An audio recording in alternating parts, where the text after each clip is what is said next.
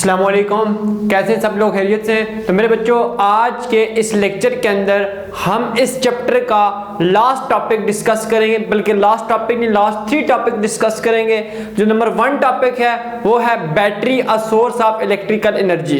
दूसरे नंबर पर हम डिस्कस करेंगे जी फ्यूल सेल, जो बहुत ही इंपॉर्टेंट टॉपिक है। नंबर 3 हम डिस्कस करेंगे advantages and disadvantages of fuel cell. तो इस लेक्चर के अंदर हम कितने टॉपिक डिस्कस करेंगे? 3 टॉपिक। पहले टॉपिक का क्या नाम है? Source of battery, a source of electrical energy. Topic number 2 fuel cell, जो बहुत ही इंपॉर्टेंट है। नंबर 3 टॉपिक हमारे पास advantage and disadvantage of fuel cell. ये 3 टॉपिक हम क्या करेंगे? डिस्कस करेंगे। सबसे पहले हम बात करेंगे battery a source of electrical energy. तो ये भाई साहब वही बैटरी है जो आपके घरों के अंदर यूपीएस के साथ क्या है? कनेक्ट है। ये वही बैटरी है जो आपकी गाड़ी के अंदर क्या है? यूज होती है। तो ये बैटरी आपको कैसे इलेक्ट्रिकल एनर्जी प्रोवाइड करती है, आज हम इसके बारे में डिटेल से क्या करने कोशिश करते हैं, जानने की कोशिश करते हैं। चलते हैं इसकी तरफ। अब यहां पे मैंने क्या किए हुए? 3 गैल्वानिक सेल बना दिए हुए। एक गैल्वानिक सेल ये आ गया, नंबर 1। नंबर 2 गैल्वानिक सेल ये आ गया, और नंबर 3 गैल्वानिक सेल ये आ गया। गैल्वानिक सेल के बारे में तो आपको काफी इंफॉर्मेशन है ना। जिन लोगों को इंफॉर्मेशन नहीं है वो जाकर यूट्यूब के ऊपर सर्च कर सकते हैं, गैल्वानिक सेल, डेनियल सेल, या फिर मेरे पास क्या वोल्टिक सेल बाय कॉन्सेप्ट डोर, तो आपको मिल जाएगा। अब देखो ये 3 में आपके पास क्या गैल्वानिक सेल आ गए। अब गैल्वानिक सेल के अंदर आपके पास एनोड और कैथोड होते हैं। जैसा कि ये सेल है गैल्वानिक सेल, ये इसके अंदर एनोड ये आ गया और कैथोड ये आ गया। अब सेल नंबर 2 के अंदर एनोड ये आ गया और मेरे पास कैथोड ये आ गया। सेल नंबर 3 के अंदर एनोड ये आ गया और कैथोड ये आ गया। अब आपने तीनों सेल के अंदर देखा एनोड और कैथोड क्या है? मौजूद हैं। अगर मैं क्या करूं, एक सेल के, जैसे ये एक सेल है, एक सेल के कैथोड को दूसरे सेल के एनोड के साथ जोड़ दूं, तो इसको मैं बोलूंगा सीरीज। क्या बोल दूंगा? सीरीज बोल दूंगा। जैसे ये यहाँ पे मैंने ज्वाइन किया हुआ है कि इस सेल के कैथोड को दूसरे सेल के एनोड के साथ जोड़ा हुआ है, फिर इसी सेल के मैंने कैथोड को दूसरे सेल के एनोड के साथ क्या किया? जोड़ा हुआ है। इसको मैं क्या बोलूंगा? सीरीज बोलूंगा। अगर मैं एक सेल के कैथोड को दूसरे सेल के कैथोड के साथ जोड़ दूंगा तो मेरे बच्चों उसको मैं बोलूंगा क्या? पैरेलल बोलूंगा। तो चलते हैं, सबसे पहले आपके दिमाग में ये क्वेश्चन आया होगा कि बैटरी है क्या हमारे पास? बैटरी क्या चीज है? तो सबसे पहले हम देखते हैं बैटरी क्या है।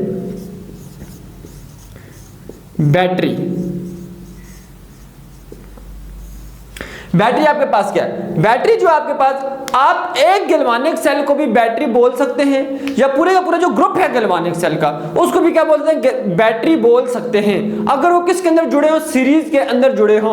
सिंपल सी डेफिनेशन है कि मेरे पास बैटरी क्या है?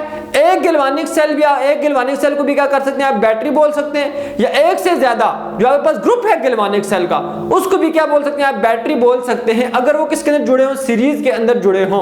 तो मैं लिखता हूं डेफिनेशन कि मेरे पास बैटरी क्या है? Battery is a galvanic cell or group of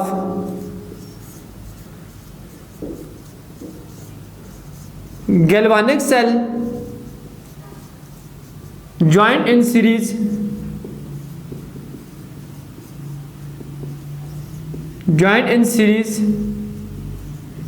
is known as, उसको मैं क्या बोल दूंगा? बैटरी बोल दूंगा। सिंपल सी डेफिनेशन है। ये एक से जो गैल्वानिक सेल है उसको मैं क्या बोल सकता हूं? बैटरी बोल सकता हूं, और ये पूरे का पूरा जो ग्रुप है गैल्वानिक सेल का उसको मैं क्या बोल सकता हूं? बैटरी बोल सकता हूं, अगर ये मेरे पास गैल्वानिक सेल कैसे जुड़े हों? सीरीज के अंदर जुड़े हों। ये सिंपल सी डेफिनेशन आ जाती है इसकी। अब हम ये देखते हैं कि आपके पास बैटरी जो है, हमने ये बात पढ़ी है कि बैटरी जो होती है, बैटरी क्या करती है? बैटरी जनरेट करती है इलेक्ट्रिसिटी through spontaneous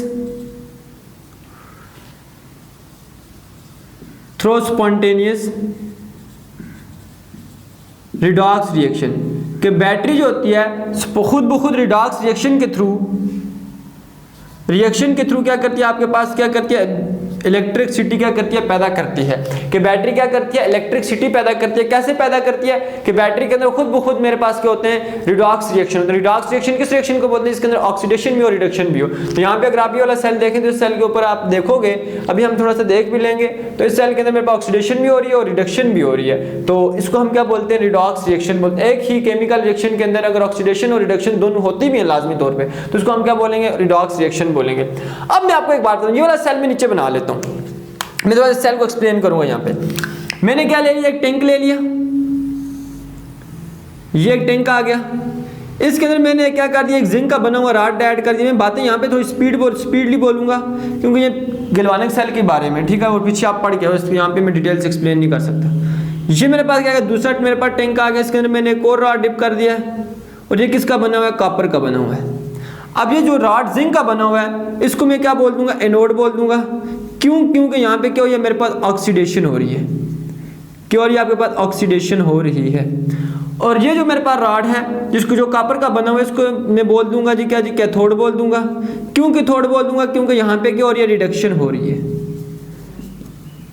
ये बात क्लियर है। फिर ये रॉड जिस मेटल का बना हुआ है उसी मेटल का हमने इसके अंदर क्या कर देना है, सॉल्ट ऐड कर देना है। कैसे ऐड करेंगे, उसी मेटल का सॉल्ट ऐड करेंगे। कैसे ऐड करेंगे, पानी के अंदर ऐड करके उसका सोल्यूशन ना किसके अंदर क्या कर देंगे, डाल के देंगे। अब ये रॉड किसका बना हुआ है, जिंक का बना हुआ है, तो हम इसके अंदर जिंक ही का क्या कर देंगे, सॉल्ट ऐड करेंगे। तो जिंक का सॉल्ट मेरे पास क्या है, जिंक सल्फेट, तो इसके अंदर मैं क्या करूंगा, जिंक सल्फेट ऐड कर दूंगा, जिंक सल्फेट। अब जब मैं इसको पानी के अंदर डाल के ऐड करूंगा तो ये अपने आयन के अंदर कन्वर्ट हो जाएगा, Zn+2 और SO4-2। अब ये जो मेरे पास रॉड है किससे मिलकर बनी है, कॉपर से मिलकर बनी हुई है। अब ये जो कॉपर से रॉड मिलकर बनी तो हम इसके अंदर किसका सॉल्ट ऐड करेंगे, कॉपर ही का क्या करेंगे, सॉल्ट ऐड करेंगे। कैसे ऐड करेंगे, पानी के अंदर से डालेंगे, उसका सोल्यूशन बनाएंगे और इसके अंदर क्या कर देंगे, ऐड कर देंगे कॉपर सल्फेट CuSO4। और जब इसको मैं पानी के अंदर ऐड करूंगा तो ये किसके अंदर टूटेगा, अपने आयंस के अंदर, Cu+2 और SO4-2। यहाँ पे मैं बहुत जल्दी बोल रहा हूँ लेकिन पीछे हमने ये डिटेल में सारी बातें पढ़ी हुई हैं। अब होगा क्या, अब ये मेरे पास रॉड जो है ये मेरे पास किससे मिलकर बनी है, जिंक से मिलकर बनी हुई है। ये रॉड किसकी है, जिंक की है। तो ये मेरे पास किससे मिलकर बनी होगी, जिंक के एटम से मिलकर बनी होगी। ये बात है नहीं है, ये रॉड मेरे पास किसकी, जिंक की है, तो किससे मिलकर बनी होगी, जिंक के एटम से मिलकर बनी होगी।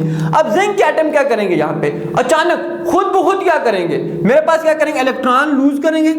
इलेक्ट्रॉन इस रॉड को दे देंगे और खुद सोल्यूशन के अंदर आना स्टार्ट कर देंगे। Zn+2 की फॉर्म में किस तरह आना स्टार्ट कर देंगे, सोल्यूशन के अंदर आना स्टार्ट कर देंगे। और यहाँ पे इलेक्ट्रॉन दिए जा रहे हैं, एक एटम नहीं दिया जा रहा बल्कि लाखों के हिसाब से यहाँ पे ये क्या कर रहे हैं, एटम खुद ब खुद क्या कर रहे हैं, इलेक्ट्रॉन इस रॉड को दे के खुद किसके अंदर आना स्टार्ट कर दे रहे, सोल्यूशन के अंदर आना स्टार्ट कर रहे हैं। तो यहाँ पे इलेक्ट्रॉन क्या हो जाएंगे, ज्यादा हो जाएंगे। अब किस पे इलेक्ट्रॉन ज्यादा हो जाएंगे तो वहां पे क्या चार्ज आता है, नेगेटिव चार्ज आ जाता है। ठीक हो गया, यहाँ पे क्या इलेक्ट्रॉन आ गए, बात क्लियर हो रही है सबको। फिर उसके बाद यहाँ पे ये इलेक्ट्रॉन क्या करेंगे, यहाँ पे मैं आगे क्या लगा दूं, बल्ब वगैरह लगा देता हूँ। ठीक है, अब ये क्या करते हैं, इलेक्ट्रॉन एक्सटर्नल सर्किट से होते हुए, एक्सटर्नल सर्किट ये आपका एक्सटर्नल सर्किट है, ठीक है, एक्सटर्नल सर्किट से होते हुए किधर पहुंच जाते हैं, कैथोड के ऊपर पहुंच जाते हैं। कहां पे पहुंच जाते हैं, कैथोड के ऊपर पहुंच जाते हैं। अब जब ये कैथोड के ऊपर पहुंचेंगे तो यहाँ पे Cu+ यहाँ पे छुप के ऐसे बैठ के देख रहा होगा। जैसे यहाँ पे इलेक्ट्रॉन इसको दिखाई देंगे, यूनो इलेक्ट्रॉन के ऊपर क्या कर लेगा, अटैक कर लेगा, उनको कैप्चर कर लेगा और किस में कन्वर्ट हो जाएगा, Cu कॉपर मेटल के अंदर कन्वर्ट हो जाएगा। जो कॉपर आयन था वो इन इलेक्ट्रॉन को गेन करेगा और गेन करने के बाद किस में कन्वर्ट हो जाएगा, कॉपर मेटल के अंदर कन्वर्ट हो जाएगा। और जब मेरे पास मेटल अपनी सॉलिड फॉर्म में आती है तो वो किसके साथ चिपकना स्टार्ट कर देगी, तो यहाँ पे क्या हो जाएगी, चिपकना स्टार्ट कर देगी। ये बात सबको क्लियर हो चुकी है यहां तक। अब देखो जो इलेक्ट्रॉन यहां से आ रहे थे, जो भी इलेक्ट्रॉन आ रहे थे उन सब इलेक्ट्रॉन को यहां पे जो मौजूद थे, कौन, कॉपर आयन जो मौजूद थे, उनको वो क्या कर रहे थे, गेन कर रहे थे। हकीकत में देखा जाए तो ये वाला जो मेरे पास इलेक्ट्रोड है या मेरे पास जो रॉड है ये मेरे पास क्या है, न्यूट्रल है, लेकिन इसके कंपैरिजन में इसको मैं क्या बोलूंगा, पॉजिटिव चार्ज वाला रॉड है। कैसा रॉड है, इसके ऊपर क्या पॉजिटिव चार्ज है। अब मेरे पास क्या होगा, अभी मेरे पास ये बल्ब सिर्फ नहीं जलेगा, ठीक है, उसकी रीजन ये है कि सर्किट कंप्लीट नहीं है। अब मैं क्या करूंगा, यहाँ पे एक यू शेप्ड सॉल्ट ब्रिज क्या कर दूंगा, लगा दूंगा।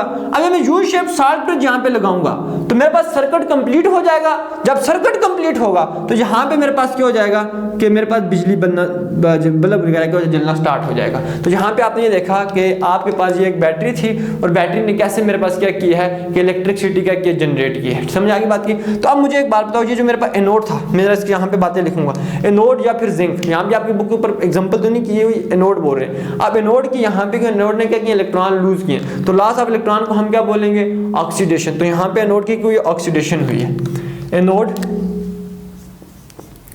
एनोड क्या हुआ है, ऑक्सीडाइज हुआ है। कैसे ऑक्सीडाइज हुआ, bye losing of electron, by losing of electron, electron lose करके इसकी कोई ऑक्सीडेशन हुई है। अब ये इलेक्ट्रॉन, ये इलेक्ट्रॉन मूव करते हैं किसके थ्रू, these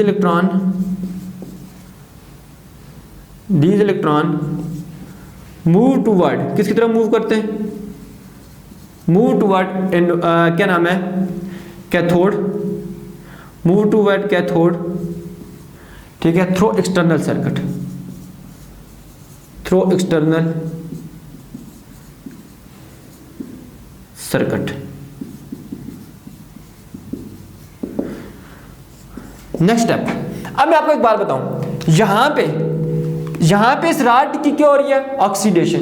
जिस चीज की, यहां पे मैं बात लिखने लगा हूं, जिस चीज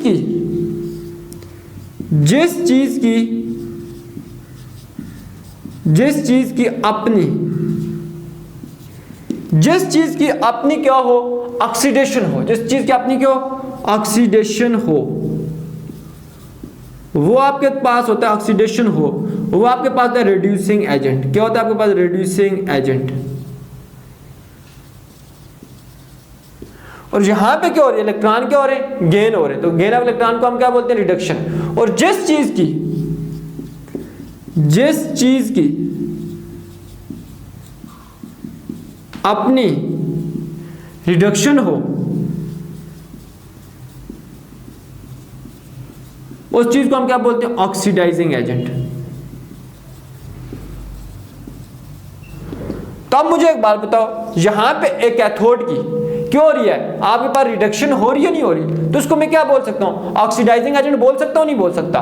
तो यहां पे जो आपके पास एनोड है, इसकी क्या हो रही है, ऑक्सीडेशन हो रही है, तो उसको मैं रिड्यूसिंग एजेंट बोल सकता हूं, नहीं बोल सकता। ये बात क्लियर हुई या नहीं हुई, मैंने क्या बात बोली है, जिस चीज की अपनी ऑक्सीडेशन हो उसको हम क्या बोलते हैं, रिड्यूसिंग एजेंट बोलते हैं, और जिस चीज की अपनी रिडक्शन हो उसको हम क्या बोलते हैं, ऑक्सीडाइजिंग एजेंट बोलते हैं। ये सिंपल सी बात है, ठीक है। जैसे कि यहाँ पे एनोड की क्या हो रही है, आपके पास ऑक्सीडेशन हो रही है, तो उसको आप क्या बोलोगे, ये क्या है, रिड्यूसिंग एजेंट है। यहाँ पे कैथोड की क्या हो रही है, रिडक्शन हो रही है, तो आप इसको क्या बोलेंगे, आपके पास क्या, एक ऑक्सीडाइजिंग एजेंट है। तो मैं लिख देता हूँ, कैथोड की आपके पास एक ऑक्सीडाइजिंग एजेंट है, ऑक्सीडाइजिंग एजेंट है, ठीक है। अब ये इलेक्ट्रॉन क्या करेंगे, दीज इलेक्ट्रॉन रिड्यूस, क्या करेंगे, ये इलेक्ट्रॉन को क्या करेगा, these electron reduce the these electron reduce the oxidizing agent।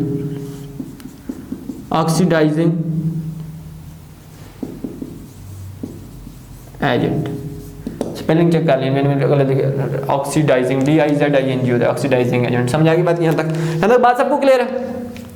अब मैं आपको बात बताता हूँ। अब ये जो आपके पास है ना, ये आपके पास जो गैल्वेनिक सेल का मैंने पूरे का पूरा ग्रुप बनाया हुआ है। अब होता क्या है कि आप लोगों के पास, इससे कर लेते हैं, यहाँ पे ऊपर क्या चढ़ा होता है, एक प्लास्टिक चढ़ा होता है, ताकि यहाँ से इसके अंदर से जो आपके पास इलेक्ट्रोलाइट है ना, वो यहाँ से क्या हो सके, बाहर ना आ सके, ताकि वो जो आपके पास इलेक्ट्रोलाइट है वो यहाँ से क्या हो सके, बाहर ना आ सके, या फिर इनका इलेक्ट्रोलाइट आपस में क्या हो सके, मिक्स ना हो सके, इसका इलेक्ट्रोलाइट इसके अंदर इसके ऐसे मिक्स ना हो सके। बात समझ आ रही है। फिर उसके बाद इसके ऊपर एक और कवरिंग की होती है, बल्कि थोड़ी सी हम ऊपर कर लेते हैं ना, थोड़ी सी ऊपर कर लेते हैं यहाँ से, ये कुछ बहुत ही बुरा लग रहा है, लेकिन ये चलो, ये आ गई, ठीक हो गया, ये आ गया। फिर उसके बाद यहाँ पे ये आपके पास क्या, नेगेटिव, और ये आपके पास क्या, पॉजिटिव, ये आ गया और ये आ गया। ये आपके पास क्या गया, नेगेटिव टर्मिनल, और ये आपके पास क्या गया, पॉजिटिव टर्मिनल। अब जैसे आप इसको किसी के साथ जोड़ेंगे तो वहां पे क्या हो जाएगा, वो चीज़ जलना स्टार्ट हो जाएगी और ये काम हो जाएगा। तो सिंपल सा काम था कि बैटरी आपके पास कैसे क्या करती है, इलेक्ट्रिकल एनर्जी क्या करती है, प्रोड्यूस करती है। अब इसकी एग्जांपल्स क्या हैं। एग्जांपल पहली चीज़ आ जाती है जी आपके पास ड्राई सेल, फिर इसी तरह आपके पास उसके बाद आता है जी आपके पास लिथियम स्टोरेज बैटरी, जो आपके लिथियम स्टोरेज,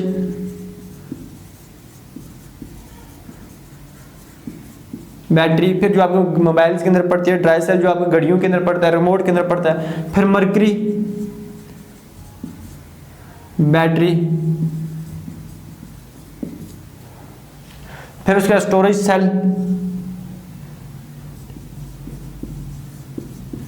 ये ETC वगैरह, ये सारे के सारे आपके पास क्या एग्जांपल्स हैं। अब मैं आपको एक बात बताता हूँ कि आप लोगों को यहाँ पे ये बात आइडिया हो चुका है ना कि मेरे पास बैटरी कैसे इलेक्ट्रिकल एनर्जी प्रोवाइड करती है। मैं दोबारा से थोड़ा सा आपको ओवरव्यू दे देता हूँ, ठीक है ना, कि बैटरी कैसे आपके पास क्या करती है, इलेक्ट्रिकल एनर्जी क्या करती है, प्रोवाइड करती है। तो मैं आपको बता दूँ कि बैटरी के अंदर मेरे पास क्या होते हैं, 2 इलेक्ट्रोड होते हैं, ठीक है, 2 रॉड होते हैं। एक रॉड को हम क्या बोलते हैं, एनोड, और एक रॉड को क्या बोलते हैं, कैथोड।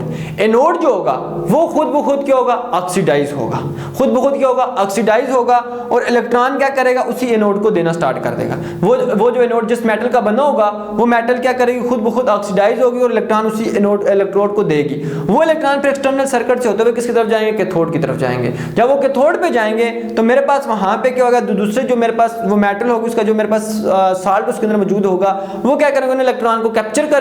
जब उन इलेक्ट्रॉन को कैप्चर करेगा तो उसके ऊपर पॉजिटिव चार्ज आएगा, इसके ऊपर इलेक्ट्रॉन ज्यादा हुए थे नेगेटिव चार्ज आ जाएगा। जब हम साल्ट ब्रिज के थ्रू इसको क्या करेंगे, सर्किट कंप्लीट करेंगे, तो मेरे पास इलेक्ट्रिसिटी होना स्टार्ट होगी, जनरेट होना स्टार्ट हो जाएगी। ये सिंपल सा था आपके पास बैटरी या सोर्स ऑफ इलेक्ट्रिकल एनर्जी। तो बच्चों हम समझते हैं फ्यूल सेल या फिर हाइड्रोजन ऑक्सीजन फ्यूल सेल, ठीक हो गया। तो फ्यूल सेल मेरे पास है कि इसके बारे में देखते हैं हम। फ्यूल सेल में सबसे पहले आपको बता दूं कि जो हमारे पास एयरक्राफ्ट्स होते हैं ना, तो उनके अंदर फ्यूल सेल क्या होता है, आपके पास यूज होता है। तो ये बहुत ही इंपॉर्टेंट है, क्योंकि आप हम किसके अंदर यूज करते हैं, एयरक्राफ्ट्स के अंदर क्या करते हैं, यूज करते हैं। तो पहली चीज मैं क्या लिखूंगा कि फ्यूल सेल आपको क्या करता है, प्रोवाइड करता है इलेक्ट्रिकल एनर्जी। क्या प्रोवाइड करता है, प्रोवाइड इलेक्ट्रिकल एनर्जी, आपको इलेक्ट्रिकल एनर्जी देता है, provide electrical energy. Provide electrical energy क्या करता है, आपको प्रोवाइड करता है। दूसरी चीज, फ्यूल सेल को हमने क्या नाम दिया हुआ है, हाइड्रोजन ऑक्सीजन फ्यूल सेल। क्या नाम देते हैं, hydrogen oxygen fuel cell, fuel cell. अब ये जो यहाँ पे हाइड्रोजन है ना, जो गैसियस फॉर्म है, जो गैसियस फॉर्म है हाइड्रोजन की, गैसियस फॉर्म ऑफ हाइड्रोजन, जो गैसियस फॉर्म किसकी है, हाइड्रोजन की, ये आपके पास किसके तौर पे एक्ट कर रही होती है, फ्यूल के तौर पे क्या कर रही होती है, एक्ट कर रही होती है। किसके तौर पे एक्ट कर रही होती है, फ्यूल के तौर पे। फ्यूल आपके पास क्या होता है, ईंधन होता है। क्या होता है आपके पास, एक ईंधन। मतलब इसका मीन डैट ये कि आपके पास जो बाइक है उसके अंदर जो आप पेट्रोल यूज करते हो एज अ फ्यूल के तौर पर एक्ट कर होता है। गाड़ी के अंदर जो आप डीजल डालते हो वो फ्यूल के तौर पर एक्ट कर होता है। घरों के अंदर जो आप गैस जलाते हो वो भी किसके तौर पर एक्ट कर रही होती है, फ्यूल के तौर पर एक्ट कर रही होती है। अब मैं यहाँ पे एक बात लिखने लगा, ये आपके पास आ गया हाइड्रोजन और ये आपके पास क्या आ गया, ऑक्सीजन। अब ये जो हाइड्रोजन है ये मेरे पास क्या, गैसियस फ्यूल हाइड्रोजन है। किसके तौर पे ऐड कर रहा है, फ्यूल के तौर पे। इसको क्या बोलेंगे, गैसियस फ्यूल हाइड्रोजन। अब मैं एक बात बोलने लगा, उसको जरा जोर से सुनना, कान खोल के सुनना। अब बात क्या है कि जब में फ्यूल सेल एक ऐसा सेल है जिसके अंदर हम हाइड्रोजन और ऑक्सीजन का आपस में केमिकल रिएक्शन करवाते हैं। केमिकल रिएक्शन के नतीजे में केमिकल एनर्जी बनती है और फ्यूल सेल उस केमिकल एनर्जी को इलेक्ट्रिकल एनर्जी में कन्वर्ट कर देता है। बिल्कुल आसान सी बात, मैं दोबारा रिपीट करता हूं बात। फ्यूल सेल एक ऐसा सेल है जिसके अंदर हम हाइड्रोजन और ऑक्सीजन का आपस में रिएक्शन करवाते हैं और केमिकल रिएक्शन करवाते हैं। केमिकल रिएक्शन के नतीजे में केमिकल एनर्जी बनती है और फ्यूल सेल उस केमिकल एनर्जी को इलेक्ट्रिकल एनर्जी में क्या करता है, कन्वर्ट कर देता है। तो एक बात मैंने और आपको बताई थी कि हर वो सेल जो केमिकल एनर्जी को इलेक्ट्रिकल एनर्जी में कन्वर्ट करता है तो वो मेरे पास होता है गैल्वानिक सेल होता है। तो मैं क्या लिखूंगा, it is a special type. ये स्पेशल टाइप है किसकी, गैल्वानिक सेल की। It is a special type of galvanic cell, special type of galvanic cell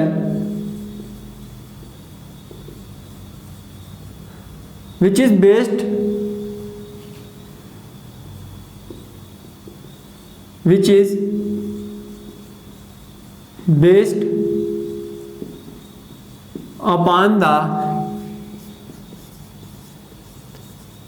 upon the chemical reaction,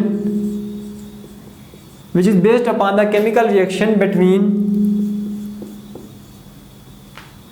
gaseous fuel hydrogen, gaseous fuel hydrogen and oxygen,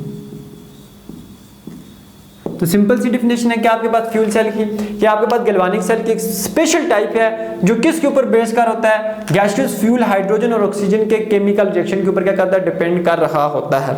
अब मैं यहाँ पे chemical reaction लिखने लगा हूँ कि मेरे पास हाइड्रोजन और ऑक्सीजन का आपस में, हाइड्रोजन और ऑक्सीजन आपस में रिएक्ट करते हैं और मेरे पास क्या बन जाता है, वाटर बन जाता है और साथ में क्या होता है, हीट भी रिलीज होती है। अब यहाँ पे ऑक्सीजन कितने, एक, यहाँ पे ऑक्सीजन कितने, दो, तो हमने यहाँ पे कितने ऑक्सीजन करने, दो, तो कैसे दो करेंगे, पीछे क्या लगा देंगे, टू।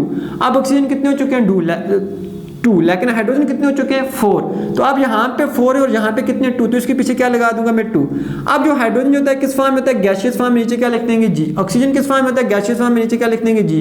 अब ये जो वाटर है ना, ये वाटर जो आपके पास रिलीज हुआ है लिक्विड फॉर्म में भी हो सकता है और गैसियस फॉर्म में भी हो सकता है। क्यों, इसकी रीजन मैं आपको भी बता देता हूँ। चलो, अब फ्यूल सेल के अंदर जो हाइड्रोजन आपके पास रिलीज होता है या फॉर्म होता है, वो मेरे पास बहुत ज़्यादा वहाँ पे हीट होती है, तो वहाँ पे जो वाटर फॉर्म होता है वो किस फॉर्म में होता है, गैसियस फॉर्म में होता है। लेकिन थोड़ी उसको हम आगे कंडेंसर के अंदर ठंडा करते हैं और फिर किसके अंदर कन्वर्ट कर लेते हैं, लिक्विड फॉर्म में कन्वर्ट कर लेते हैं। तो इसके नीचे आप क्या कर सकते हो, जी भी लिख सकते हो, एल भी लिख सकते हो, लेकिन आपकी बुक के ऊपर जी लिखा हो तो नीचे क्या लिख देंगे, जी लिख देंगे।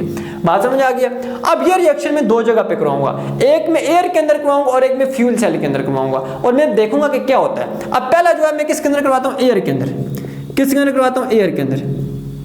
अब जब मैं क्या करूंगा, एयर के अंदर हाइड्रोजन को क्या करवाऊंगा, ऑक्सीजन के साथ रिएक्ट करवाऊंगा, तो मेरे पास वाटर बनेगा और वाटर के साथ साथ बहुत ज्यादा अमाउंट के अंदर मेरे पास केमिकल एनर्जी रिलीज होगी in the form of heat and light.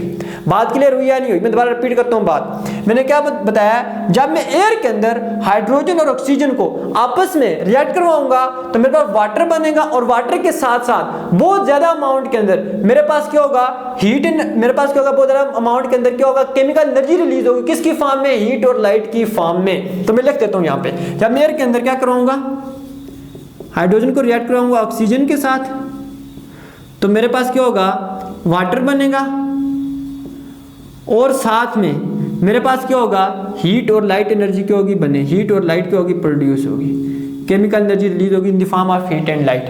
Then जब मैं यही वाला रिएक्शन किसके अंदर करवाऊंगा, फ्यूल सेल के अंदर। जब मैं फ्यूल सेल के अंदर क्या करवाऊंगा, हाइड्रोजन को और ऑक्सीजन को आपस में क्या करवाऊंगा, रिएक्ट करवाऊंगा, तो मेरे पास क्या होगा, वाटर बनेगा और वाटर के साथ साथ मेरे पास क्या होगा, बहुत ज्यादा अमाउंट में केमिकल एनर्जी रिलीज होगी और फ्यूल सेल इस केमिकल एनर्जी को हीट और लाइट एनर्जी के अंदर रिलीज नहीं होने देगा, बल्कि कन्वर्ट कर देगा किसके अंदर, इलेक्ट्रिकल एनर्जी के अंदर। क्या कर देगा, कन्वर्ट कर देगा किसके अंदर, इलेक्ट्रिकल एनर्जी के अंदर। ये बात आपने याद रखनी, सिंपल सा काम है। तो फ्यूल सेल क्या करता है कि जब भी आप क्या नाम है, हाइड्रोजन और ऑक्सीजन को रिएक्ट करवाओगे, वाटर बनेगा, वाटर के साथ साथ बहुत ज्यादा अमाउंट के अंदर केमिकल एनर्जी रिलीज होगी और फ्यूल सेल उस केमिकल एनर्जी को किसके अंदर कन्वर्ट कर देगा, इलेक्ट्रिकल एनर्जी के अंदर क्या कर देगा, कन्वर्ट कर देगा। ये बात बिल्कुल आसान सी है, क्लियर है। अब मैं यहाँ पे लिखने लगूँ, यहाँ पे लिखूँ, बल्कि यहाँ पे लिख देता हूँ। मैं क्या लिखता हूँ, when gaseous fuel, when gaseous fuel hydrogen, when gaseous fuel hydrogen react with oxygen, it generate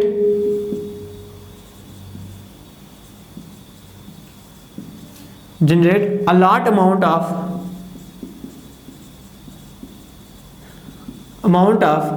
क्या करता है, केमिकल एनर्जी रिलीज करता है। केमिकल एनर्जी किसकी फॉर्म में, इन the form of heat and light, in the form of heat and light. यहां पे भी कुछ अमाउंट में इलेक्ट्रिकल एनर्जी के साथ हीट एनर्जी भी क्या होती है, रिलीज होती है।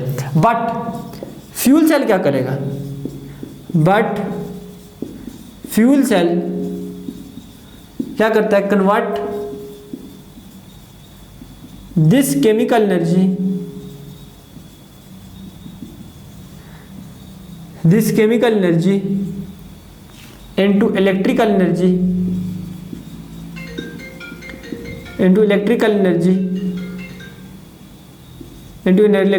during this chemical reaction, during this chemical इस केमिकल रिएक्शन के दौरान जो केमिकल एनर्जी रिलीज होती है, फ्यूल सेल इसको किसके अंदर कन्वर्ट करता है, इलेक्ट्रिकल एनर्जी के अंदर कन्वर्ट कर देता है। तो बच्चों अब हम आते हैं कंस्ट्रक्शन ऑफ फ्यूल सेल। बड़ी ही इजी है इसके कंस्ट्रक्शन। इसकी कंस्ट्रक्शन की जो कहानी है वो बड़ी ही आसान है। पहले सुन लो, फिर हम उसको डायग्राम की मदद से समझेंगे, फिर हम उसको लिखेंगे।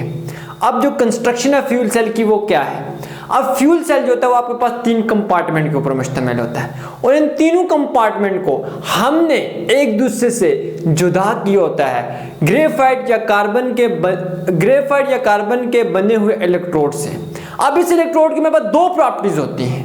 एक तो ये मेरे पास पोरस होते हैं, दूसरा इनके लिए प्लाटिनियम लगा होता है जो किसके तौर पे एक्ट करता है, कैटालिस्ट के तौर पे एक्ट कर रहा होता है। इनमें से एक इलेक्ट्रोड एनोड के तौर पे एक्ट करता है और एक इलेक्ट्रोड कैथोड पे क्या करता है, एक्ट कर रहा होता है। अब जो इनका मिडिल वाला कंपार्टमेंट होगा उसके अंदर हम क्या करेंगे, aqua solution of KOH add कर देंगे। एनोड वाली साइड से हम हाइड्रोजन गैस को दाखिल करेंगे और कैथोड वाली साइड से हम ऑक्सीजन गैस को क्या करेंगे, एंटर करेंगे। अब यही चीजें मैं आपको डायग्राम के थ्रू से एक्सप्लेन करूंगा, फिर हम इसको लिखेंगे। आसान सी बात है। अब देखो सबसे पहले मैं क्या करूंगा, भाई साहब एक बक्सा बना लूंगा, एक डब्बा बना दूंगा।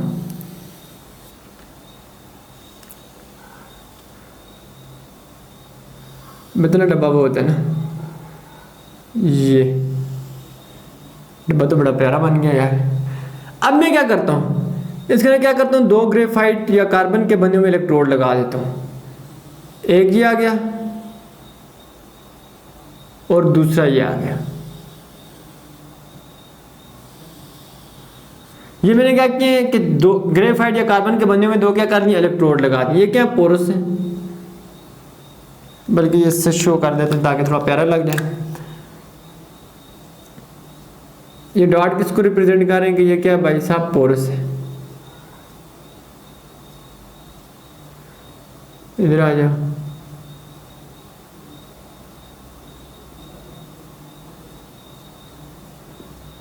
ये आ गया, ये आ गया, ये आ गया, ये आ गया। ठीक हो गया। ये सिंपल सा मेरे पास क्या आ गया, काम आ गया। अब उसके बाद फिर हमने क्या करना है कि एक इनमें से कोई एक जो मेरे पास क्या होगा वो किसके तौर पे ऐड करेगा, एनोड के तौर पे ऐड करेगा। और ये मेरे पास किसके तौर पे ऐड कर रहा है, भाई साहब एनोड के तौर पे ऐड कर रहा है। क्यों एनोड के तौर पे ऐड कर रहा है, क्योंकि इसके ऊपर क्या होगी, ऑक्सीडेशन होगी। जिस इलेक्ट्रोड के ऊपर ऑक्सीडेशन होगी वो इलेक्ट्रोड किसके तौर पे ऐड करेगा, एनोड के तौर पे ऐड करेगा। और ये वाला इलेक्ट्रोड आपके पास किसके तौर पे ऐड कर रहा है, कैथोड के तौर पे एक्ट कर रहा है। उसकी रीजन ये है कि इसके ऊपर क्या हो रही है, आपके पास भाई साहब रिडक्शन हुई है।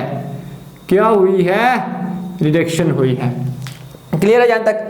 अब इसका एक कंपार्टमेंट ये आ गया, दूसरा ये आ गया, तीसरा ये आ गया। इसका जो मिडिल वाला कंपार्टमेंट, ये मिडिल वाला कंपार्टमेंट आ गया। इसके अंदर हम क्या करते हैं, aqua solution of KOH add कर देते हैं। एक्वा सॉल्यूशन ऑफ KOH क्या कर देंगे, ऐड कर देंगे। अब जब आप KOH को पानी के अंदर ऐड करके उसका सॉल्यूशन बना के यहाँ पे क्या करना है, आपने ऐड करना है। और जब आप KOH को पानी के अंदर ऐड करोगे तो अपने आयंस के अंदर टूटेगा, K+ और OH नेगेटिव। तो मैं यहाँ पे बना देता हूँ K+ और OH नेगेटिव। फिर यहाँ से आप क्या कर लोगे, वाटर को क्या कर लोगे, कलेक्ट कर लोगे, H2O को कलेक्ट कर लोगे, जो किस फॉर्म में होगा, गैसियस फॉर्म में, मतलब वेपर्स की फॉर्म में होगा। अब वो क्यों होगा उसकी बात की बात है। और यहाँ से एनोड वाली साइड से हमने क्या करना है कि हाइड्रोजन गैस इंटर कर देनी है। हाइड्रोजन गैस क्या करनी है, इंटर करनी है। और यहाँ से हमने क्या कर देना है, ऑक्सीजन गैस क्या कर देनी है, इंटर कर देनी है। ये बात समझ आ गई। ये सिंपल सा हमारा क्या था, फड्डा था। और ये जो इलेक्ट्रोड है ये आपके पास क्या, पोरस है। दोनों के दोनों इलेक्ट्रोड क्या, पोरस है। और इनके अंदर क्या आपके पास प्लाटिनियम लगा हुआ है, और जो किसके तौर पे ऐड कर रहा है, कैटालिस्ट के तौर पे ऐड कर रहा है। ये मैंने यही बात बोली थी कि फ्यूल सेल 3 कंपार्टमेंट के ऊपर मुश्तमिल है, 1 2 3। इन 3 कंपार्टमेंट को हमने ग्रेफाइट या कार्बन के बने हुए 2 इलेक्ट्रोड से क्या किया हुआ, सेपरेट किया हुआ है। ये दोनों इलेक्ट्रोड की मेरे पास क्या है, पोरस है। और मेरे पास इनके अंदर क्या लगा हुआ है, प्लाटिनियम लगा हुआ है, जो किसके तौर पे ऐड कर रहा है, कैटालिस्ट के तौर पे ऐड कर रहा है, जो रिएक्शन की स्पीड को थोड़ा इंक्रीज करेगा। और साथ में इनमें से एक इलेक्ट्रोड एनोड के तौर पे ऐड करेगा और एक इलेक्ट्रोड किसके तौर पे ऐड करेगा, कैथोड के तौर पे एक्ट करेगा, वो इलेक्ट्रोड एनोड के तौर पे एक्ट करेगा जिसके ऊपर ऑक्सीडेशन होगी, और वो इलेक्ट्रोड कैथोड के तौर पे एक्ट करेगा जिसके ऊपर क्या होगी, रिडक्शन होगी। एनोड वाली साइड से हम हाइड्रोजन गैस एंटर करेंगे और कैथोड वाली साइड से हम ऑक्सीजन गैस क्या करेंगे, एंटर करेंगे। अब यही बातें मैं यहाँ पे लिखूंगा कि मेरे पास fuel cell consist of 3 compartment, 3 compartment, 3 compartment के ऊपर मुश्तमिल है, separated by electrode which are made up of, जो किसके बने हुए हैं, which are made up of carbon और ग्रेफाइट, ये लिखना मुझे बहुत बुरा लगता है, ठीक हो गया। नेक्स्ट चीज, दीज मेरे पास क्या नाम है, इलेक्ट्रोड आर पोरस, ये इलेक्ट्रोड क्या होते हैं, पोरस होते हैं। दीज इलेक्ट्रोड आर क्या होते हैं, पोरस होते हैं। एंड कंटेन, और इनके अंदर क्या होता है, आपके पास प्लाटिनियम होता है, which act as a catalyst,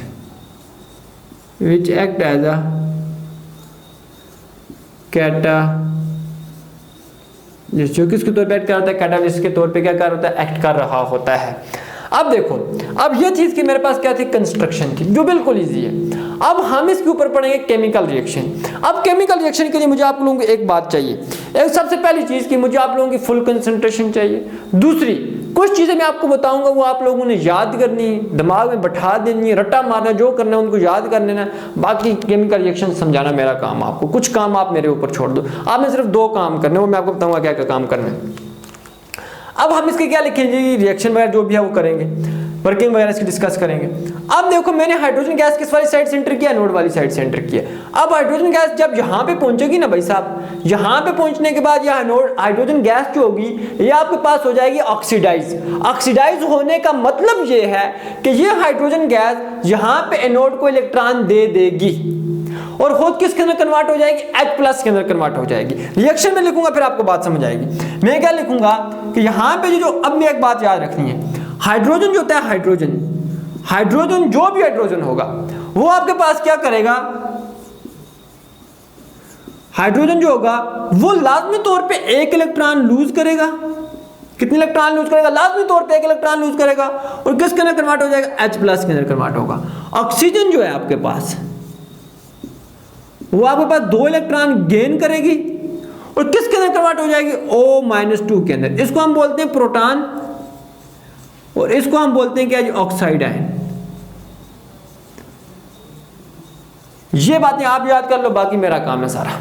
simple सी बात है, सिंपल सा फड्डा है भाई साहब, ये बात याद कर लो, बाकी हमारे ऊपर छोड़ दो, हम जाने और आप जाने, ये बात याद रखनी है। क्या बात बोली है कि हाइड्रोजन जो होगा वो 1 इलेक्ट्रॉन क्या करेगा, लूज करेगा और किसके अंदर कन्वर्ट हो जाएगा, H+ के अंदर। ऑक्सीजन जो होगी वो 2 इलेक्ट्रॉन गेन करेगी और किसके अंदर कन्वर्ट हो जाएगी, O-2 के अंदर, और इसको हम क्या बोलेंगे, ऑक्साइड आयन बोलेंगे। अब देखो, मैंने आपको ये बात बताई है कि हाइड्रोजन गैस जब यहाँ पे आएगी तो क्या होगी, आपके पास यहाँ पे आके ऑक्सीडाइज होगी। ऑक्सीडाइज होने का मतलब ये है कि यहाँ पे हाइड्रोजन गैस इलेक्ट्रॉन क्या करेगी, लूज करेगी और किसको दे देगी, एनोड को दे देगी, और एनोड के ऊपर इलेक्ट्रॉन की तादाद क्या होना स्टार्ट हो जाएगी, बढ़ना स्टार्ट हो जाएगी। अब जब किसी के ऊपर इलेक्ट्रॉन की तादाद बढ़ेगी तो उसके ऊपर कौन सा चार्ज आएगा, नेगेटिव। सिंपल सा काम है। तो यहाँ पे कौन सा चार्ज आएगा, आ जाएगा आपके पास नेगेटिव चार्ज। यहां पे चार्ज आ जाएगा जी भाई साहब, नेगेटिव चार्ज। ठीक हो गया। अब मैं यहां पे लिखूंगा H2, ये मेरे पास है। अब हाइड्रोजन है, ये गैसियस फॉर्म में, तो लिख देंगे G। अब ये क्या करेगा, इलेक्ट्रॉन लूज करेगा और किस में कन्वर्ट हो जाएगा, H+ के अंदर कन्वर्ट हो जाएगा। अब अभी मैंने आपको बताया कि एक हाइड्रोजन कितने इलेक्ट्रॉन लूज करता है, 1। अब मुझे तो यहाँ पे हाइड्रोजन कितने, 2, तो कितने इलेक्ट्रॉन लूज करेंगे भाई साहब, सिंपल सा फटा है, 2 इलेक्ट्रॉन लूज कर देंगे। अब यहाँ पे हाइड्रोजन कितने, 2, यहाँ पे हाइड्रोजन कितने, 1, तो इसको बैलेंस करने के लिए हम पीछे क्या लगा देंगे, यहाँ पे 2। सिंपल सी कहानी खत्म हो गई। अब ये जो H+ है जिसको हम बोलते हैं भाई साहब प्रोटॉन, क्या बोलते हैं, प्रोटॉन बोलते हैं। ये जो प्रोटॉन है ये क्या करता है, ये क्या करता है कि ये जो मेरे पास KOH था, इसका जो मेरे पास OH नेगेटिव है इसके साथ जाके रिएक्ट कर लेता है। अब इसे रिएक्ट करेगा, क्या बनेगा, अब ये कि H+ आ गया और साथ में मेरे पास क्या आ गया, OH नेगेटिव आ गया। ये आपस में रिएक्ट करेंगे। एक और बात सुन लो, एक H प्लस एक OH नेगेटिव के लिए होता है। मैंने क्या बात बताई है कि एक H प्लस एक OH नेगेटिव के लिए होगा। जब एक H प्लस और एक OH नेगेटिव आपस में मिलेंगे तो एक वाटर का मॉलिक्यूल बनेगा। ये बन गया मेरे पास एक वाटर का मॉलिक्यूल। सिंपल सा काम है, कोई मसला है इसमें। यहां पे कितने H प्लस हैं? 2, तो 2 H प्लस के लिए कितने मुझे OH नेगेटिव चाहिए होंगे? भाई साहब 2 OH नेगेटिव चाहिए होंगे। अब जरा सोच समझ के बताना, गौर से मेरी बात सुननी है। जब एक H प्लस और एक OH नेगेटिव मिला था तो एक वाटर का मॉलिक्यूल बना था।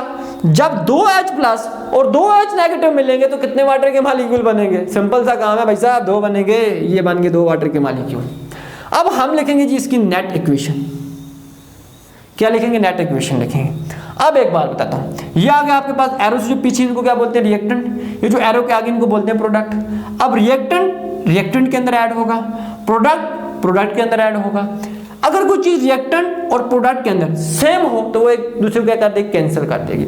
अब ये आपके पास क्या? हाइड्रोजन गैस किसी और जगह पे है, यहाँ पे तो नहीं है, बिल्कुल यहाँ पे नहीं है, ये वाटर है, H2O है, अकेली H2 नहीं है। तो इसको मैं बिल्कुल इधर नीचे भी नहीं है, बिल्कुल इस तरह नीचे लिख दूंगा H2।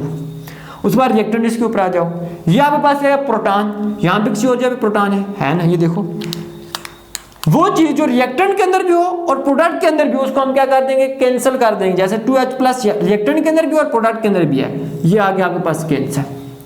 उसके बाद आपके पास OH नेगेटिव किसी और जगह पे है, बिल्कुल भी नहीं है, 2 OH नेगेटिव इसी तरह लिख देंगे। गिव अस, हमें क्या दे रहे हैं? 2 वाटर के मॉलिक्यूल और साथ में क्या कर रहे हैं? 2 इलेक्ट्रॉन दे रहे हैं, 2 क्या कर रहे हैं? इलेक्ट्रॉन दे रहे हैं। ये सिंपल सा काम आ गया। तो एनोड के ऊपर क्या रिएक्शन हुआ है? ये रिएक्शन हुआ है। अब मैं जरा यहाँ पे लिख देता हूँ एट एनोड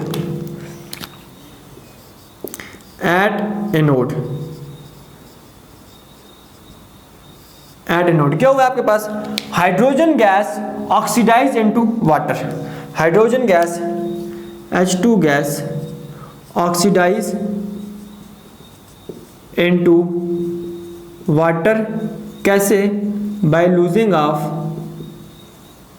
इलेक्ट्रॉन।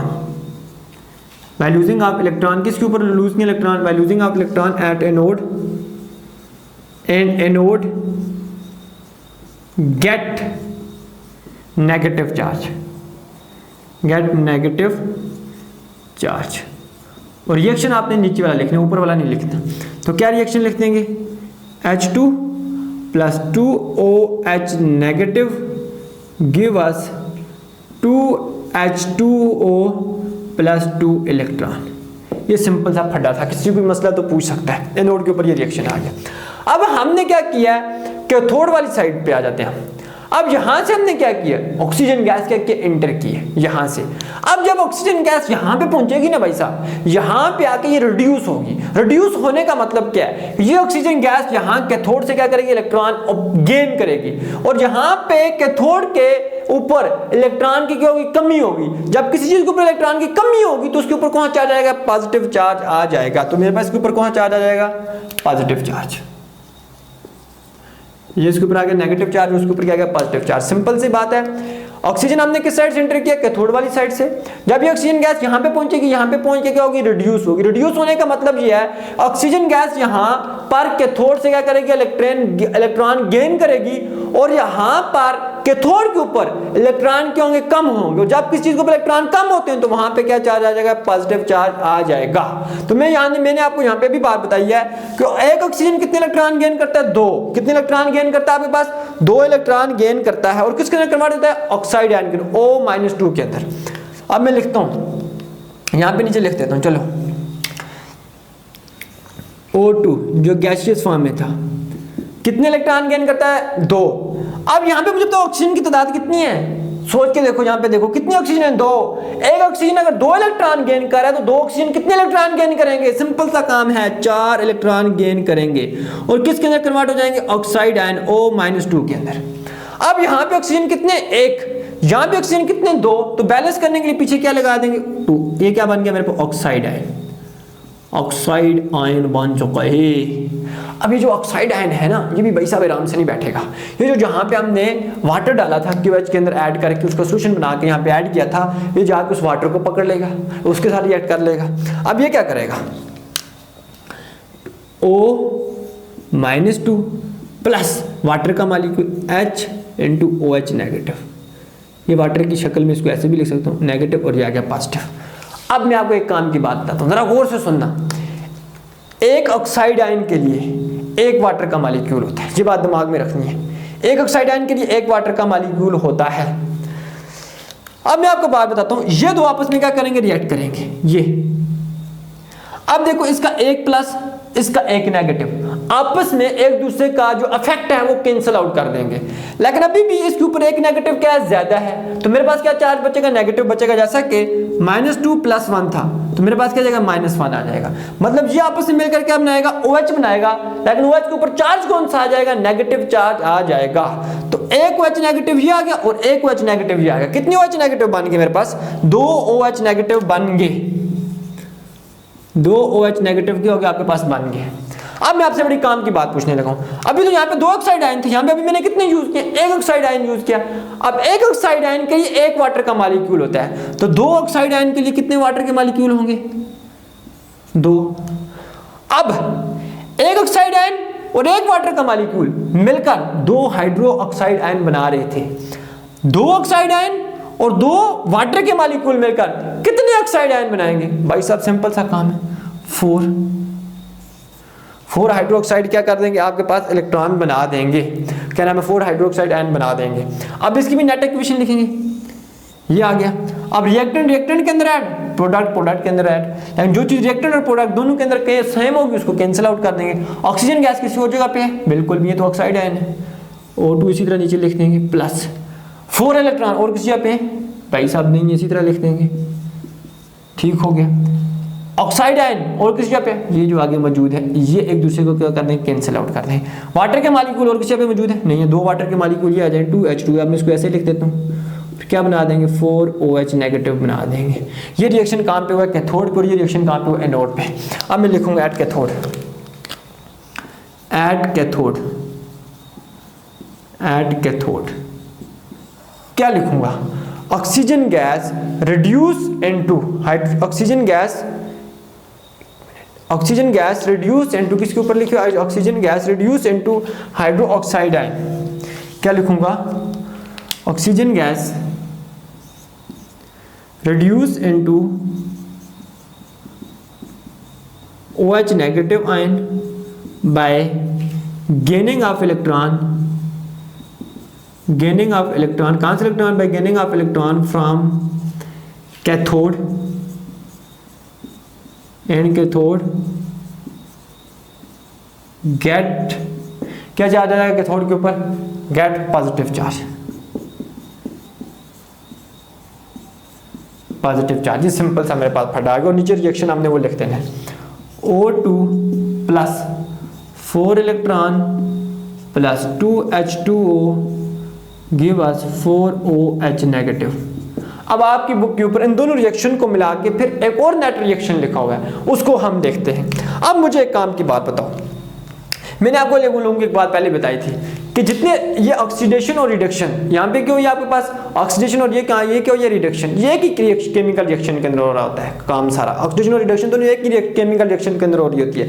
अब यहाँ पे कितने इलेक्ट्रॉन है, 2, यहाँ पे कितने इलेक्ट्रॉन है, 4। अब हमने इनकी तादाद को क्या करना है, बराबर करना है। अब कैसे बराबर करेंगे, अब जहाँ पे वैल्यू कम है हमने उसके साथ वो चीज, कुछ चीज क्या करनी है, मल्टीप्लाई कर देनी है। अब यहाँ पे इलेक्ट्रॉन कितने, 4, यहाँ पे कितने, 2, इसके साथ मैं कौन सा नंबर मल्टीप्लाई करूंगा, 4 हो जाएंगे। तो सिंपल सा काम है भाई साहब, 4 मल्टीप्लाई करेंगे। सिर्फ मैं इलेक्ट्रॉन के साथ नहीं बल्कि मल्टीप्लाई करूंगा, पूरी इक्वेशन के साथ मल्टीप्लाई कर दूंगा। बात समझ आई या नहीं? तो इधर 2 पहले था, 2 के साथ 2 मल्टीप्लाई करूंगा, ये ऊपर 2, इधर भी आ गया 2, इधर भी आ गया 2, इधर भी आ गया 2।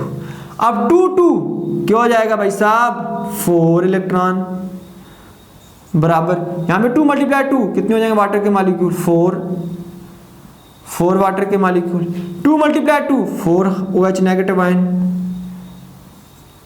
1 मल्टीप्लाई 2 हाइड्रोजन के पीछे 2 लिखने ना, 2 हाइड्रोजन मेरे पास आ गए।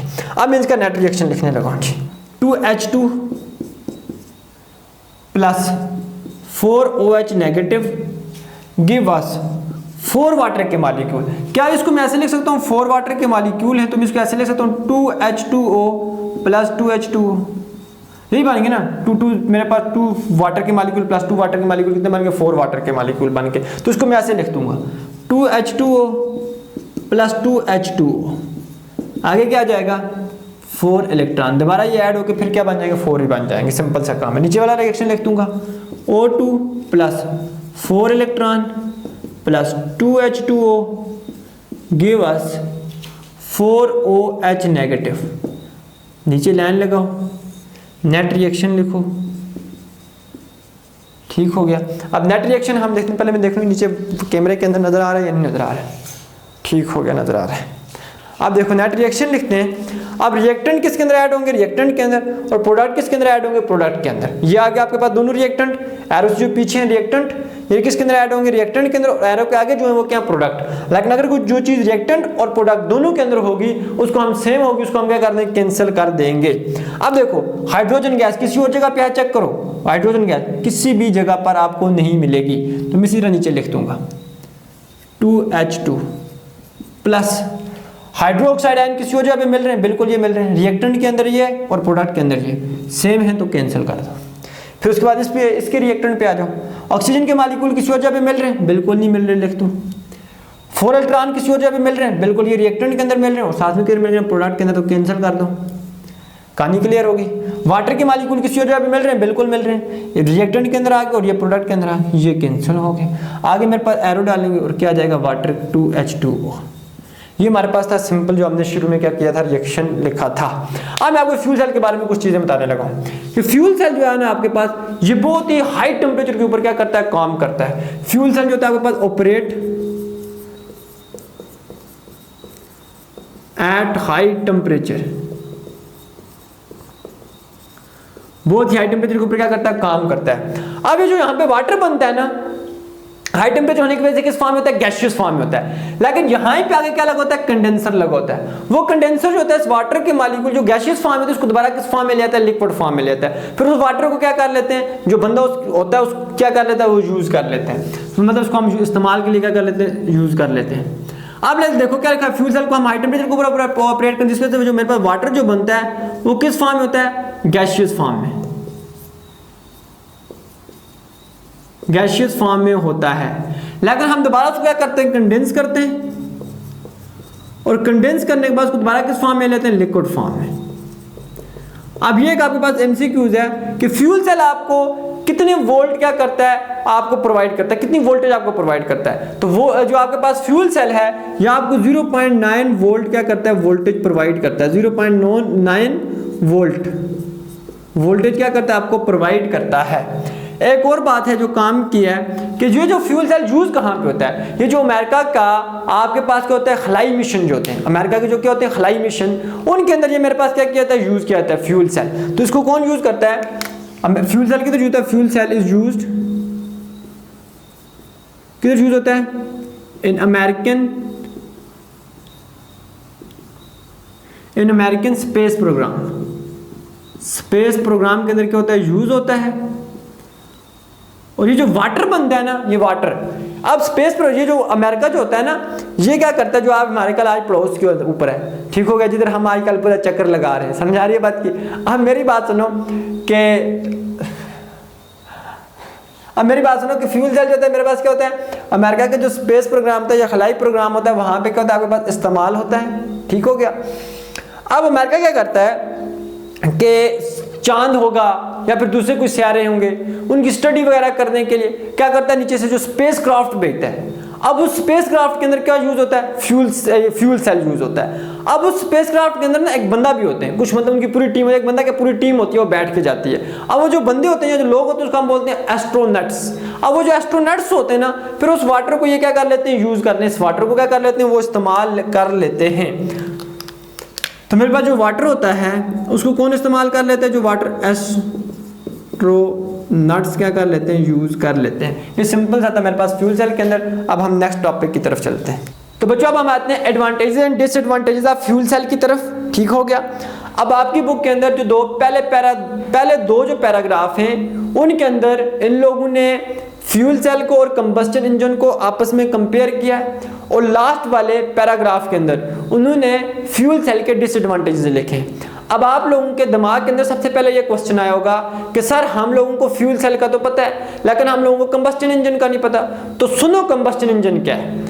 हर उस इंजन को हम लोग कंबस्टन इंजन बोलेंगे जिनके अंदर फ्यूल जो है वो पेट्रोल या डीजल इस्तेमाल होगा। जैसा कि आपके बाइक का जो इंजन है वो कंबस्टन इंजन है, क्योंकि इसके अंदर फ्यूल जो है पेट्रोल इस्तेमाल हो रहा होता है। इसी तरह आपकी गाड़ी का जो इंजन है उसको भी क्या बोलोगे आप, कंबस्टन इंजन बोलोगे, क्योंकि वहां पे भी डीजल एज अ फ्यूल इस्तेमाल हो रहा होता है। इसी तरह आपकी बसेस के जो इंजन है, इसी तरह आपके जो हवाई जहाज के जो इंजन हैं, ये सब के कंबस्टन इंजन हैं, क्योंकि इनके अंदर या तो पेट्रोल या तो डीजल इस्तेमाल हो रहा होता है। अब आप लोगों को कंबस्टन इंजन के बारे में थोड़ी सी तो इन्फॉर्मेशन होगी कि कहां पे इस्तेमाल होता है। अब फ्यूल सेल कहां पे इस्तेमाल होता है, जो आपका हवाई जहाज जो होते हैं जिनको आप चांद वगैरह के ऊपर या और जो दूसरे सियारे उनके ऊपर भेजते हो, वहां पे ये इस्तेमाल होता है। अब इनको आपस में इन्होंने कंपेयर किया हुआ है। अब फ्यूल सेल का पहले एडवांटेजेस क्या है कि फ्यूल सेल बहुत ही ज्यादा क्या एफिशिएंट है, हाईली क्या एफिशिएंट है कि बहुत ज्यादा करामत है, क्योंकि ये आपके पास फ्यूल को डायरेक्टली किस में कन्वर्ट करता है, इलेक्ट्रिसिटी में कन्वर्ट कर देता है, और बहुत कम फ्यूल क्या करता है, जाया करता है। लेकिन जो आपके पास कंबस्टन इंजन है यह आपके पास इतना ज्यादा करामत नहीं है, क्योंकि यहां पे बहुत ज्यादा एनर्जी जो होती है वो जाया हो जाती है किसकी फॉर्म में, हीट की फॉर्म में। अब आप लोगों को पता होगा कि गाड़ियों के अंदर क्या लगे हैं, छोटे छोटे फैन लगे होते हैं और साथ में क्या करते हैं, पानी डालते हैं, क्योंकि वो बहुत ज्यादा गर्म हो जाते हैं। अब वहां पे फ्यूल जो है वो जाया हुआ किसकी फॉर्म में, हीट की फॉर्म में। अब दूसरा जो इसका एडवांटेज है कि ये बहुत ज्यादा रिलायबल है, इसके ऊपर आप इन्हिसार कर सकते हो, क्योंकि इसके खराब होने के चांसेस बहुत कम होते हैं। किसके, फ्यूल सेल के, क्योंकि इसके कोई पार्ट मूव नहीं कर रहे होते। आपने इसकी डायग्राम पढ़ी है ना, उसके अंदर कोई पार्ट इसका मूव कर रहा था, बिल्कुल भी मूव नहीं कर रहा था। इसके खराब होने के चांसेस क्या होते हैं, बहुत ही कम होते हैं। और इसकी ये बहुत लंबी मुद्दत तक क्या होता है, चलता है, बहुत लंबी मुद्दत तक चलता है, और बहुत कम इसकी आपको क्या करवानी पड़ती है, मरम्मत करवानी पड़ती है। लेकिन जो आपके भाई साहब कंबस्टन इंजन होता है या आपके पास रिलायबल होता है, तो लेकिन इसके ऊपर आप इन्हिसार कर सकते हो, लेकिन इसके कंपेयर में ये मेरे पास क्या होता है, लेस रिलायबल होता है, क्योंकि इसके अंदर इसके पार्ट कंटिन्यू क्या कर रहे होते हैं, मूव कर रहे होते हैं, क्योंकि इसके अंदर घरारियां लगी होती हैं ढेर सारी, छोटी बड़ी, उनके ऊपर एक चेन लगा होता है, उनको कंटिन्यू क्या कर रहा होता है, घुमा रहा होता है। फिर उसके अलावा ये मेरे पास इसका लाइफ स्पेन जो होता है वो इतना ज्यादा नहीं होता, इसके कंपैरिजन में बहुत क्या होता है, कम होता है। फिर इसकी आपको बार बार करवानी पड़ती है, मेंटेनेंस करवानी पड़ती है, हर महीने इसकी ऑयल चेंज करवाओ, इसकी मुख्तलिफ पार्ट्स वगैरह क्या करवाने पड़ते हैं, आपको चेंज करवाने पड़ते हैं। उसके बाद आपके पास ऐसा आला है जो बिल्कुल भी पोल्यूशन काज नहीं करता, जो इसके अंदर बिल्कुल, अगर आप लोगों को इसके प्रोडक्ट्स याद हो ना, तो मेरे पास कहता है हाइड्रोजन प्लस ऑक्सीजन 2H2O बन रहा था, यही बन रहा था ना, और साथ में क्या बन रही थी मेरे पास, क्या नाम, इलेक्ट्रिकल एनर्जी बन रही थी। अब इसके अंदर कोई भी आप मुझे बताओ, किसी भी तरह की क्या नाम है, आलूदगी किसी तरह की पैदा हो रही है, किसी तरह कोई आलूदगी बन रही है, ये बिल्कुल आलूदगी से पाक क्या आपके पास एक आला है, फ्यूल सेल, और इसके अंदर कोई भी हार्मफुल सब्सटेंस नहीं बन रहे, इसके अंदर सिर्फ वाटर वेपर्स के और बन रहे हैं, और उनको हम क्या कर लेते हैं, इस्तेमाल कर लेते हैं। जबकि यहाँ पे कंबस्टन इंजन के अंदर बहुत ज्यादा आपके पास क्या होते हैं, हार्मफुल सब्सटेंस बनते हैं। ठीक हो गया, जैसा कि आपके पास कार्बन डाइऑक्साइड की फॉर्मेशन होती है, और इसके अलावा आपके पास oxide of nitrogen, oxide of sulphur की फॉर्मेशन होती है। फिर ये आपको क्या करते हैं, रिस्पायरेटरी प्रॉब्लम काज करते हैं, सांस के मसाइल क्रिएट करते हैं, और साथ में और दूसरे हेल्थ इश्यूज क्रिएट करते हैं। इसी तरह लास्ट वाला इसका जो एडवांटेज है, अब देखो फ्यूल सेल के अंदर जो हाइड्रोजन ऑक्सीजन जो फ्यूल सेल के अंदर इस्तेमाल हो रही होती है, ये आप ऐसे रिसोर्सेज से हासिल करते हो जिनको आप बार बार क्या कर सकते हो, इस्तेमाल कर सकते हो। जैसा कि मैं आपको एग्जांपल देता हूं, आप लोग ये जो हाइड्रोजन और ऑक्सीजन जो है ये कहां से हासिल करते हो, पानी को तोड़ोगे तो आप लोगों को दोबारा क्या हाइड्रोजन ऑक्सीजन मिल जाएगी, इसको आपस में मिलाओगे तो दोबारा वाटर बन जाएगा। अब आप लोग फ्यूल सेल के अंदर जो हाइड्रोजन और ऑक्सीजन इस्तेमाल करते हो, ये रिन्यूएबल सोर्सेज ऑफ एनर्जी से हासिल करते हो, मतलब जिनको बार बार क्या किया जाता है, इस्तेमाल किया जाता है। लेकिन यहाँ पे जो आपके पास आप कंबस्टन इंजन के अंदर पेट्रोल या डीजल इस्तेमाल करते हो, ये ऐसे सोर्सेज से हासिल किया जाता है कि जिनको अगर आप एक दफा इस्तेमाल कर लोगे दोबारा आप इस्तेमाल नहीं कर सकते हो, ठीक हो गया। Non renewable source of energy से हासिल किया जाता है। अब आपने पेट्रोल कहां से हासिल किया, डीजल कहां से हासिल किया, क्रूड ऑयल से। अब क्रूड ऑयल को एक दफा आप जब पेट्रोल या डीजल के अंदर कन्वर्ट कर दोगे तो दोबारा आप यूज कर ले तो दोबारा आप पेट्रोल या डीजल को क्या कर सकते हो कि क्रूड ऑयल के अंदर दोबारा चेंज नहीं कर सकते, तभी पेट्रोल के अंदर आपके पास क्या है, महंगा है। अब मैंने जो चीजें लिखी हुई मैं सारी रिपीट करता हूं। अब देखो hydrogen oxygen fuel cell are highly efficient, बहुत ही ज्यादा क्या करामत है, क्योंकि since they convert fuel directly into electricity, क्योंकि फ्यूल को डायरेक्टली किस में चेंज करता है, इलेक्ट्रिसिटी के अंदर तब्दील करता है, और बहुत कम क्या करता है आपके पास, जाया करता है फ्यूल को। जबकि ये जो है कंबस्टन इंजन ये are not too much efficient, इतना ज्यादा करामत नहीं है, क्योंकि इसके अंदर बहुत ज्यादा एनर्जी जो क्या होती है, जाया होती है, किसकी फॉर्म में, हीट की फॉर्म में। दूसरा क्या है जी, दे आर हाईली रिलायबल, इसके ऊपर आप इंसार कर सकते हो, क्योंकि इसके मेरे पास पार्ट जो होते हैं वो मूव नहीं कर रहे होते, और साथ में इसका मेरे पास क्या होता है, बहुत लंबे अरसे तक ये चलता है, और विद लिटिल मेंटेनेंस, और बहुत कम आपको क्या करवानी पड़ती है, मरम्मत करवानी पड़ती है। इसका जो पॉइंट है मैंने नीचे नहीं लिख दिया हुआ, ठीक है। ये आपके पास क्या लेस रिलायबल है, इसके ऊपर आप इतना ज्यादा इंसार नहीं कर सकते, क्योंकि इसके पार्ट क्या कर रहे होते हैं, कंटिन्यू क्या करते हैं, मूव कर रहे होते हैं, और फिर उसके अलावा इसके इतने लंबे अरसे तक भी नहीं चलता, काफी लंबी मुद्दत तक भी नहीं चलता, क्योंकि और फिर बार बार आपको क्या करवानी पड़ती है, इसकी मेंटेनेंस भी करवानी पड़ती है। उसके अलावा it is a pollution free device, ये एक ऐसा आला है जो बिल्कुल भी पोल्यूशन वगैरह नहीं काज करता, ना इसके अंदर कोई हार्मफुल प्रोडक्ट बनते, इसके अंदर सिर्फ और सिर्फ क्या बनते हैं, वाटर वेपर्स बनते हैं, जिनको हम बाद में क्या कर लेते हैं, इस्तेमाल भी कर सकते हैं, करते भी हैं बल्कि। लेकिन यहाँ पे क्या कंबस्टन इंजन के अंदर जो गाड़ियों के अंदर कंबस्टन इंजन इस्तेमाल होता है, ये बहुत ज्यादा क्या करता है, पोल्यूटेंट मतलब क्या, आलूदगी क्या करता है, खारिज करता है। जैसे कार्बन डाइऑक्साइड आ गया, ऑक्साइड ऑफ नाइट्रोजन आ गए, ऑक्साइड ऑफ सल्फर क्या करते हैं, रिलीज करता है। ये क्या करते हैं, रिस्पिरेटरी प्रॉब्लम काज करता है, और साथ में क्या करता है, दूसरे हेल्थ इश्यूज क्रिएट करता है। लास्ट जो है इसका कि हाइड्रोजन ऑक्सीजन जो आप फ्यूल सेल के अंदर इस्तेमाल करते हो, ये आप कहां से हासिल करते हो, रिन्यूएबल एनर्जी रिसोर्सेज से, ऐसे सोर्सेज से हासिल करते हो इनको आप बार बार क्या कर सकते हो, इस्तेमाल कर सकते हो। ये रिन्यूएबल एनर्जी रिसोर्सेज और नॉन रिन्यूएबल एनर्जी रिसोर्सेज, या आप फिजिक्स के अंदर आपने पढ़ा होगा।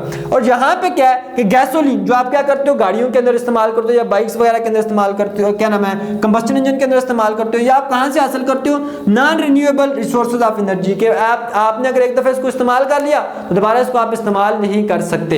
अब आ जाओ डिसएडवांटेज ऑफ फ्यूल सेल। अब डिसएडवांटेजेस क्या है फ्यूल सेल के। अब फ्यूल सेल का पहला डिसएडवांटेज जो है ना वो ये है कि यहाँ पे जो गैसेस जो हाइड्रोजन है जो फ्यूल के तौर पे इस्तेमाल होती है, ये इसको बहुत जल्दी आग लग जाती है, बहुत जल्दी आग पकड़ लेता है और धमाका भी करता है।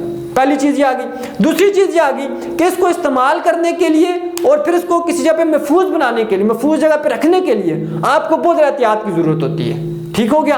तीसरी चीज, आप इसको एक जगह से दूसरी जगह पर ट्रांसपोर्ट नहीं कर सकते, क्योंकि हल्का सा भी किसी जगह पे इसने क्या कर दी, क्या नाम है, किसी जंप की वजह से पेट्रोल इधर उधर हो गया तो आपके पास क्या हो जाएगा, आग पकड़ जाएगा। वो जो आपके पास टैंकर होगा वो भी क्या हो जाएगा, खत्म हो जाएगा।